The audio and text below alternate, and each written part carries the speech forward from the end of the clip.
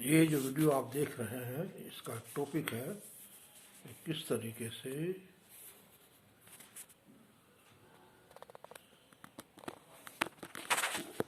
اس ملک میں ایک ایسا زہر پھیلایا جا رہا ہے جو کہ کووڈ-19 سے بھی زیادہ خطرناک ہے۔ یہ ایک مضمون ہے جو کہ مشہور صحافی آر سردیسائی کا لکھا ہوا ہے اور جس میں ہم نے کچھ چیزیں Amanat Ullah Khan advocate Bombay high court نے کی بھی شامل کی ہیں۔ کووڈ-19 ہی صرف اکیلا وائرس نہیں ہے جو کہ ملک کو بے حد نقصان پہنچا رہا ہے، نفرت بھی فضا میں موجود ہے اور سماجی میڈیا اس کو پھیلانے والا سپر اسٹار بنا ہوا ہے۔ سابقہ ہفتے میں جب ایک مشہور سماجی کارکن سوامی اگنیویش جی کا انتقال ہو جاتا ہے تو ایک شخص جو کہ ہمارا انڈین پولیس سروس کا سابق افسر ہے این ناگیشور راؤ، اس نے ٹویٹ کیا، بہترین ہوا آپ ایک ہندو مخالف تھے جو کہ زعفرانی لباس زیبتن کیے ہوئے تھے۔ میری شکایت یم راج سے ہے کہ اس نے اتنی دیر کیوں کی۔ جب مختلف ٹویٹر ہینڈلرز نے اس کے خلاف آواز اٹھائی، احتجاج کیا تو ٹویٹر کے مالکوں نے اس کو حملہ آور مزاج کا سمجھتے ہوئے میڈیا سائٹ سے ہٹا دیا۔ راؤ کوئی معمولی پولیس افسر نہیں تھے۔ 2018 میں ان کو سی بی آئی کا ایک ایکٹنگ ڈائریکٹر بنایا گیا تھا اور پھر ترقی دے کر فائر سروس میں ہوم گارڈ بنا دیا گیا، یہاں تک کہ وہ ریٹائر ہو گئے۔ ایک اتنا اہم اور اعلیٰ درجے کا افسر اس طرح کا ریمارک ٹویٹ کرے، یہ وقت کا اہم اشاریہ ہے۔ وہ افراد جنہوں نے دستور پر حلف لیا ہے وہ آج کل خاکی وردی پر نفرت کا لبادہ اوڑھے ہوئے ہیں۔ یاد دہانی کی ضرورت ہے اسی طرح کی ایک ٹویٹ کی جب گوری لنکیش کو 2017 میں قتل کیا گیا تھا۔ تب گجرات کے سورت شہر کے ایک تاجر نے ٹویٹ کیا جس کا نام نکھل دودھیچی ہے، ایک کتیا مر گئی، ایک کتے کی موت اور سبھی پلے ایک ہی آواز میں رو رہے ہیں۔ یہ کتنا افسوسناک ریمارک ہے کسی ایک عورت صحافی کے بارے میں، مگر دودھیچی کو ہمارے وزیر اعظم نریندر مودی فالو کرتے ہیں۔ ایک بار بھی پھر وہ شخص کو ملال یا احساس جنون نہیں ظاہر کرتا ہے۔ راؤ اور دودھیچی اکیلے نہیں ہیں، ہزاروں ٹویٹر پر اجنبی ٹویٹر ہینڈلرز ہیں، واٹس ایپ اور فیس بک پر ہزاروں گروپ بنے ہوئے ہیں جو کہ مختلف افراد کے خلاف انفرادی اور مجموعی طور پر دشمن کا کردار نبھاتے ہیں۔ کسی پوری قوم کو بھی نشانہ بنایا جا سکتا ہے۔ کھلے ذرائع کے پردے میں یہ پلیٹ فارم جو کہ سماجی میڈیا کی دنیا میں تعمیر کیے گئے ہیں، ان کا برتاؤ کووڈ-19 سے بھی زیادہ خطرناک ہے۔ یہ آزادی تقریر و نفرت کے درمیان باریک سا پردہ ہے جس کے بیچ میں یہ کام کرتے ہیں۔ حالیہ دنوں میں ایک ڈاکیومنٹری بنائی گئی ہے جس کا نام ہے نیٹ فلکس ہے۔ اس میں آج کے سماجی ڈائلیما کو دکھایا گیا ہے۔ یہ ہمارے وقت کا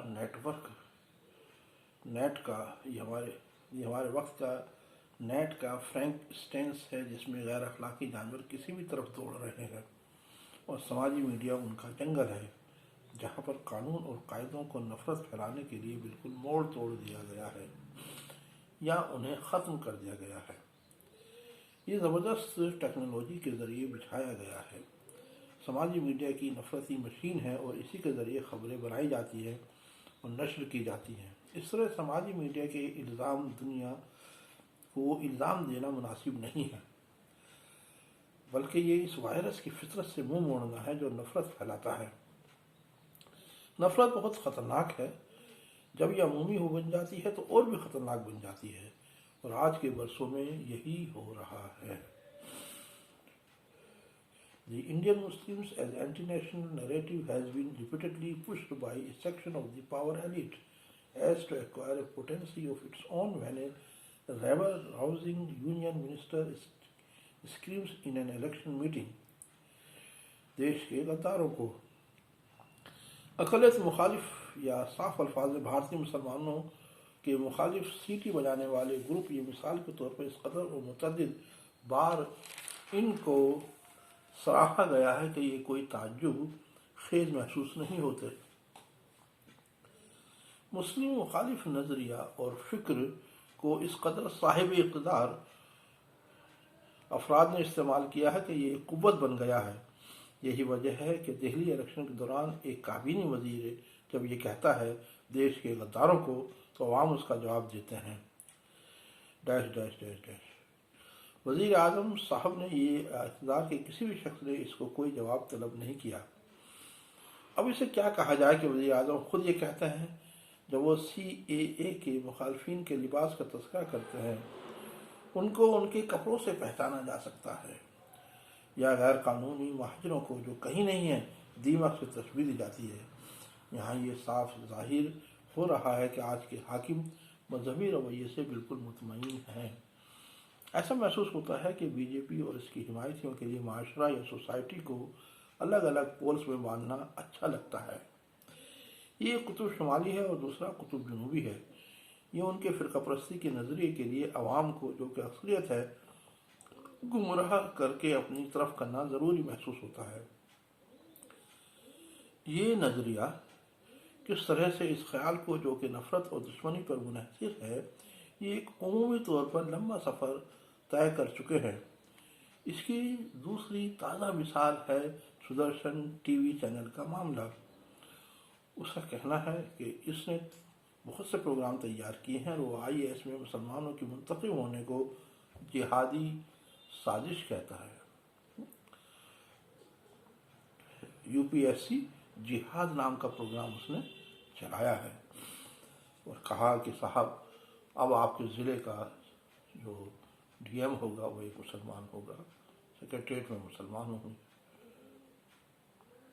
وہ یہ نہیں بتاتا کہ بغیر ریزرویشن کے غریب اور پسماندہ مسلمان کتنی محنت کرتے ہیں اور کیسے کیسے مختلف مراحل طے کرتے ہیں اور مسلم مخالف کے اس ماحول میں بھی ملک کی خدمت کرنا چاہتے ہیں۔ Rather than acting ab initio against a program that was prima facie intended to vilify the Muslim community, the IB ministry allowed to telecast, saying it did not wish to pre-censor the program. This despite the fact that the I and B programming code allows the ministry to prohibit a program if it is likely to promote hatred or ill will between two communities. It required the Delhi High Court and then the Supreme Court to step in and stop the further broadcast of the program before the minister finally issued the channel a notice. Maybe the ministry views the Sudarshan TV with a more benevolent gaze, since the channel is perceived to be in sync with the ruling party's ideology. اس طرح COVID-19 سے بھی خطرناک ہے یہ virus, اس کو فوراً روکا جائے۔ حکومت وقت کو بھی اپنے نظریے کو بدلنا ہوگا اور دستور کے مطابق چلنا ہوگا، کیونکہ دستور کہتا ہے کہ اس ملک کے رہنے والے article 15، article 16، article 19، article 21، article 25 میں مذہب کی آزادی دی گئی ہے کہ آپ جس مذہب کو چاہیں فالو کریں۔ اس میں یہ نہیں لکھا گیا کہ اس ملک میں ہمیشہ ہندو یا آریہ ہمیشہ اکثریت ہی میں رہیں گے۔ اگر آج کے پڑھے لکھے دلت اور بیکورڈ اور SC/STs یہ چاہیں کہ ہم بدھسٹ بن جائیں یا اسلامسٹ بن جائیں تو پھر ان کو کون روک سکتا ہے؟ اور ایسے میں آریہ اور یہ جو ہمارے بائیگوٹس ہیں، فاشسٹ ہیں، ان کو سوچنا چاہیے کہ یہ کانسٹیٹیوشن کے خلاف کام کر رہے ہیں، جو کہ وہ ایسی باتیں کرتے ہیں جو کہ کانسٹیٹیوشن جس کی اجازت ہی نہیں دیتا ہے۔ جو کانسٹیٹیوشن ہمارا سیکولر ہے، اس میں یہ نہیں کہا گیا کہ ملک کا مذہب یہ ہوگا۔ آپ زبردستی اس کو ایک مذہبی حکومت بنانا چاہتے ہیں۔ سب کو مذہب کی آزادی آرٹیکل 25 میں کہا گیا ہے کہ آپ جس مذہب کو چاہیں اپنائیں، جس مذہب کو چاہے چھوڑیں، اور چاہے تو آپ بغیر مذہب کے بھی رہ سکتے ہیں، آپ دہری بن کے بھی رہ سکتے ہیں۔ کسی کو اس پر کوئی شک و شبہ کرنے کی یا اس کو ٹریٹر کہنے کی آزادی نہیں ہے، اجازت نہیں ہے۔ اور یہ اس کو سوچنا چاہیے کہ وہ اس ملک کا پیٹروٹ ہے، اگر حب الوطنی ہے اس کے اندر، تو وہ ہر شہری کی آزادی کا خیال رکھے گا۔ اس طرح کووڈ سے بھی خطرناک ہے یہ وائرس، اس کو فوراً روکا جائے۔ حکومت وقت کو بھی اپنے نظریے کو بدلنا ہوگا اور دستور کے مطابق چلنا ہوگا، ورنہ نتائج اور بھی خطرناک ہوں گے۔ ذرا غور کیجئے کہ بجائے اس پروگرام کو، جس کا نام ہی خطرناک ہے، ہماری موجودہ وزارت INB اس کو نشر ہونے کی اجازت دیتی ہے اور کہتی ہے کہ یہ پری سینسر نہیں کر سکتی، حالانکہ اسی وزارت کا پروگرام کوڈ اس وزارت کو یہ حق دیتا ہے کہ وہ کسی بھی پروگرام کو پہلے ہی رد کر سکتی ہے اگر وہ یہ سوچے کہ اس سے دو فرقوں کے درمیان منافرت میں اضافہ ہوگا۔ اب یہ دہلی ہائی کورٹ اور پھر سپریم کورٹ نے اس پر توجہ دی اور اس پروگرام کو بعد میں نشر ہونے سے روکا گیا۔ سپریم کورٹ کے فیصلہ آنے کے بعد نشریات کی وزارت نے ہلکا سا نوٹس اس چینل کو دے دیا، کیونکہ یہ چینل حاکم وقت یا حکمراں طبقے کے خیالات کا برسوں سے ہم نوا رہا ہے۔ وزیر اعظم اور وزیر داخلہ کے ایک دوسرے سے درجنوں ملاقاتوں کے فوٹو عوامی دائرے میں موجود ہیں، اس لیے یہ نہیں کہا جا سکتا کہ ان کو ان کی پتہ ہی نہیں تھی یا ان کو اس کی فکر ہی نہیں تھی۔ اس کے علاوہ جو ہمارا گودی میڈیا ہے، چاہے یہ ابھی تھوڑے دن پہلے ہی، ابھی 8-9 دسمبر میں ہی سدھیر چودھری نے ایک پروگرام نشر کیا جو کہ اورنگزیب کے بارے میں تھا، جس میں کہا گیا کہ اورنگزیب کتنا بڑا فرقہ پرست تھا۔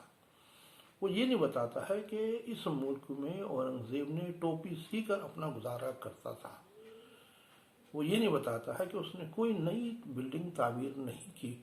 وہ یہ نہیں بتاتا ہے کہ اس کے زمانے میں انڈیا کی GDP 27% ہو گئی تھی پوری دنیا کی، اور اس وقت سب کاروبار سونے میں ہوتا تھا، یعنی ساری دنیا کا 27% سونا اس ملک میں آتا تھا۔ وہ یہ نہیں بتاتا کہ اس زمانے میں کتنی خوشحالی تھی کہ یورپ کے لوگ یہاں سے کپڑا خریدتے تھے، مسالے خریدتے تھے، ریشم کے کپڑے خریدتے تھے، اور بہت ساری چیزیں خریدنے کے لیے، تانبے پیتل کے برتن خریدنے کے لیے آتے تھے، بہت ساری چیزوں کو یہاں سے خرید کر اپنے یہاں لے جاتے تھے اور وہاں پر انہیں اونچے داموں میں بیچتے تھے۔ وہ یہ نہیں بتاتا کہ وہ کتنا شریف انسان تھا کہ جس نے BN پانڈے کے مطابق ہزاروں مندروں کو ہزاروں ایکڑ زمینیں دان دی تھیں۔ وہ کاغذات BN پانڈے ایک مشہور ہسٹری کے تاریخ دار رہے ہیں، وہ ہمارے MP بھی رہے ہیں۔ انہوں نے بہت سارے ایسے دستاویز اکٹھے کیے تھے جس میں یہ بتایا گیا تھا کہ اورنگزیب رحمۃ اللہ علیہ کس طرح سے مندروں کو بھی اتنا ہی چاہتے تھے جتنا کہ مسجدوں کو چاہتے تھے۔ انہوں نے مندروں کے لیے بھی وہی دان دیے، اور ان کی ایک مضمون میں ایک ہسٹری کے جو بلند شہر میں پروفیسر ہیں، انہوں نے بتایا کہ ان کی حکومت میں زیادہ سے زیادہ غیر مسلم یا کہیے راجپوت سردار فوج میں شامل تھے۔ اتنا اکبر کی اور شاہجہاں کی اور جہانگیر کی فوج میں بھی اتنے فوجی راجپوت شامل نہیں تھے۔ اس لیے آج کے بہت سے غیر مسلم یہ کہہ رہے ہیں کہ اسے ہم مغل پیریڈ نہیں کہنا چاہیے بلکہ مغل راجپوت پیریڈ تھا، کیونکہ راجپوت برابر تھے اکبر کی دربار میں۔ راجہ مان سنگھ بھی تھے، راجہ ٹوڈرمل بھی تھے، راجہ تان سین بھی تھے، اور بیربل بھی تھے۔ تو اسے ہم خالص یہ نہیں کہہ سکتے کہ یہ یک طرفہ حکومت تھی، بلکہ یہ ایک ملی ہوئی حکومت تھی۔ اس لیے مغل حکومت نہیں تھی بلکہ مغل راجپوت حکومت تھی۔ اس بات کو ذہن نشین رکھنا چاہیے، اور اس طرح سے ہمیں ایک ہسٹری کو ریویژنسٹ پوائنٹ آف ویو سے بھی پڑھنا چاہیے۔ بہرحال یہ آپ کا چینل ہے، ہم چاہتے ہیں کہ آپ کو سچائی معلوم ہو، سچی باتیں معلوم ہوں، سچائی کیا ہے، حقیقت کیا ہے، اور زیادہ سے زیادہ اسے شیئر کیجیے گا، لائک کیجیے گا، سبسکرائب کیجیے گا۔ Thank you very much. وآخر دعوانا الحمدللہ رب العالمین۔